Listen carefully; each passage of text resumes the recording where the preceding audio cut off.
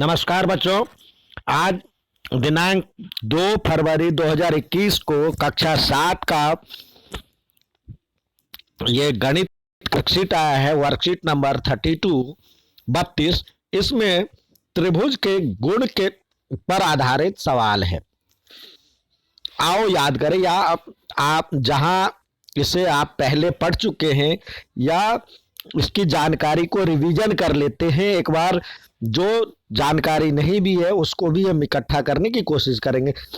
सबसे पहले दिया हुआ त्रिभुज के एक शीर्ष को उसके सम्मुख भुजा के मध्य बिंदु को मिलाने वाली एक त्रिभुज हम बना लेते हैं। एक त्रिभुज, ये त्रिभुज है, उसमें कह रहा है अब ये शीर्ष है, इस शीर्ष के सम्मुख भुजा ये हो गई, इसके मध्य बिंदु को मिलाने वाली रेखा को माध्यक कहते हैं। तो यहां पे लिखेंगे हम माध्यक। दूसरा कह रहा है त्रिभुज के शीर्ष से यदि हम खींचे गए लंब को, तो यहां से हम लंब डालते हैं। यदि एक त्रिभुज लेते, दूसरा त्रिभुज हम बनाते हैं और त्रिभुज में हम यहां से एक लंब डालते हैं जो 90 डिग्री का कोण बनाता है, उसको हम कहते हैं शीर्ष लंब। इसको कहेंगे शीर्ष लंब। दूसरे पे आएगा शीर्ष लंब।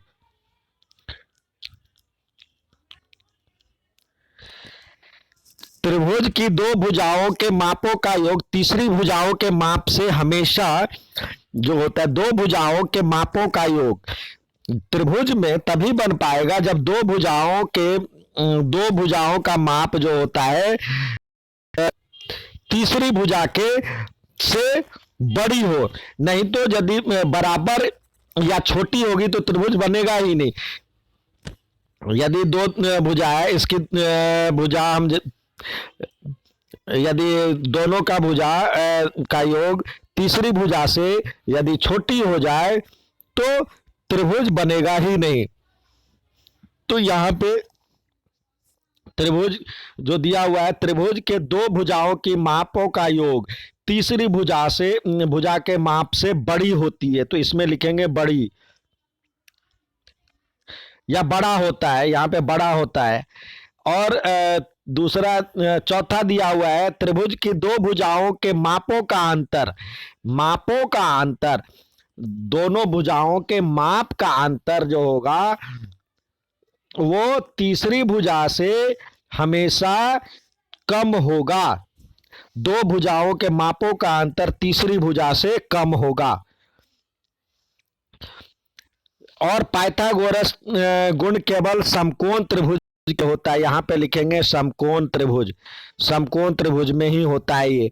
अब आइए, यहां पे दिया हुआ है कागज की 21 पट्टियां निम्न निर्देशों के अनुसार काटिए। 2 पट्टी ये आपको एक तरह से करके देखना है। एक 6 सेंटीमीटर का, देखिए यहां पे दिया हुआ 2 पट्टी 6 सेंटीमीटर की, 4 पट्टी 7 सेंटीमीटर की। अब 6 पट्टी 8 सेंटीमीटर की, 2 पट्टी 9 सेंटीमीटर काटनी है। और 2 पट्टी 10 सेंटीमीटर की, 1 पट्टी 11 सेंटीमीटर की, 2 पट्टी 15 सेंटीमीटर की और 2 पट्टियां 17 सेंटीमीटर की। इस तरह से काट लें। अब आइए इसमें कुछ कह रहा है, उसके हिसाब से देखते हैं। 7, 9 और 8 सेंटीमीटर। तो आपको पता है जो कि त्रिभुज के तीनों भुजा तब बनता है, त्रिभुज तब बनता है जब दो भुजाओं का योग तीसरी भुजा से बड़ी हो, या किसी दो भुजा का अंतर तीसरी भुजा से कम हो। तो देखते हैं ये दोनों नियम इसमें लागू हो रहा है। किसी एक को जोड़ते हैं तो दूसरी भुजा से 7 और 9 को जोड़े तो 9 7 16 तीसरी भुजा से बड़ी, या अंतर सबसे छोटी सबसे बड़ी और 8 में से 9 गया, 9 में से 8 गया तो 1, तो ये इससे कम है, तो यानी ये होगा। अब तीनों भुजा अलग अलग है तो विषमबाहु त्रिभुज होगा। यहां पे लिखेंगे, यहां पे 6 सेंटीमीटर, 10 सेंटीमीटर और 8 सेंटीमीटर की भुजा है। देखिए यहाँ पे जो अंतर निकालना होता है, तो हम जब ध्यान रखें, दो नियम है मेन।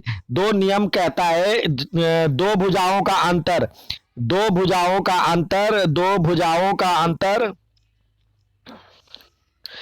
अंतर जो है तीसरी भुजाओं से कम हो, तीसरी भुजा से कम हो, तीसरी भुजा से कम हो, और दो भुजाओं का जोड़ तीसरी भुजा से अधिक हो। तो जब दो भुजाओं का अंतर निकालना हो तो वहां पे हम बड़ी भुजा ले लेंगे, और जब दो भुजाओं का जोड़ निकालना हो तो छोटी भुजा की तुलना करेंगे। तो यहाँ पे देखते हैं पहले वाले में 7 और जो छोटी वाली भुजा है 7 और 8, तो उसका जोड़ उसका जो जोड़ है तीसरी भुजा से बड़ी हो रही है तो होगा। और अंतर देखने के लिए दो छोटी भुजाओं का दो बड़ी भुजाओं का अंतर निकालेंगे, तो 8 में से 8 और 9 दोनों का अंतर 1, 7 से बड़ी है, तो ये होगा, और ये होगा विषमबाहु त्रिभुज। इसी तरह यहाँ भी ये नियम देखेंगे तो ये हो रहा है। तो यहाँ पे हम लिखेंगे जो त्रिभुज संभव है, और ये बनेगा विषमबाहु त्रिभुज, और इसका स्पेशल टाइप भी होगा, ये समबाहु भी होगा। ये 7, 7 और 10 सेंटीमीटर। यहाँ भी दो बड़ी भुजाओं का अंतर देखेंगे तो 10 में से 7 गया तो 3 आता है, तो तीसरी भुजा 7 से कम है। और जब जोड़ निकालना हो तो दो छोटी भुजाओं का जोड़ देखेंगे तो 7, 7, 14, तीसरी भुजा से बड़ी है, तो ये भी संभव है। तो ये दो भुजा बड़ी बराबर होती है तो समबाहु त्रिभुज कहलाता है, और ये विषमबाहु था, और ये समकोण था। अब यहाँ पे देखते हैं 8, 15 और 17। यहाँ पे भी जब जोड़ निकालना हो तो दो छोटी भुजाओं का देखेंगे तो 15, 8, 23 होता है, तो इससे बड़ी है। और अंतर बड़ी वाले में से दो बड़ी में से घटाएंगे तो 15 में से 17 गया तो 2 आता है, 17 में से 15 गया तो 2, यानी तीसरी भुजा से कम है, तो ये भी संभव है। और ये भी स्पेशल टाइप का हो जाता है, ये समकोण होता है, पाइथागोरस इसमें लागू होगा। अब अगला देखते हैं 9, 11 और 17। जब हम बड़ी दो भुजाओं का छोटी दो भुजाओं का जोड़ देखेंगे तो 11, 9, 20 होता है, तो ये यहाँ पे इस नियम से संभव है। और अंतर 11 में से 17 में से 11 गया तो 6, ये भी संभव है। तो ये भी विषमबाहु त्रिभुज हो जाएगा। अब हम देखते हैं आगे दिया हुआ है इसमें 6, 7 और 15, तो दोनों का जोड़ देखते हैं। 7, 6, 13 हो गया, तो यहाँ पे 15 से छोटी हो रही है, तो यहाँ पे होगा ही नहीं।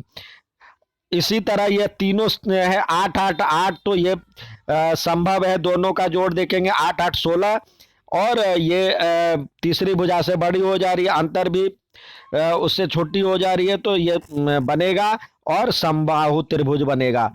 अब ये कह रहा है, तीसरा कह रहा है जितने भी त्रिभुज आपने बनाए हैं उन सभी में माध्यिका और शीर्ष लंब खींचिए।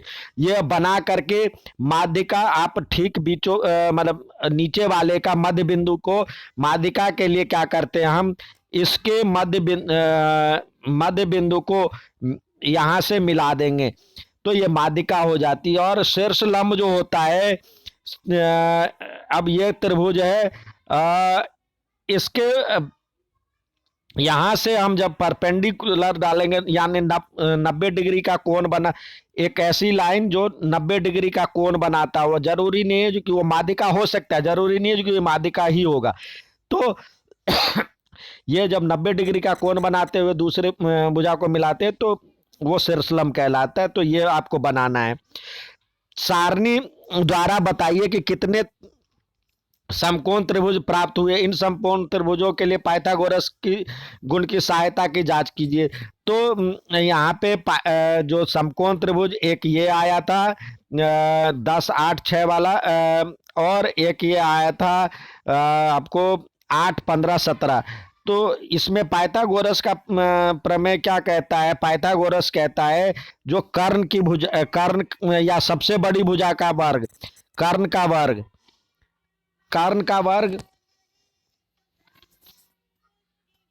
कर्ण का वर्ग बराबर में होता है अन्य दो भुजाओं का, यानी बाकी जो भुजा है उसको आधार कहेंगे, और आधार का वर्ग, और नीचे वाले को कहते हैं ऊपर, नीचे वाले को आधार, दूसरे वाले को लंब कहते हैं। या इसमें आप यदि निकालते हैं तो सबसे बड़ी भुजा का वर्ग, सबसे बड़ी भुजा का वर्ग, बड़ी भुजा का वर्ग,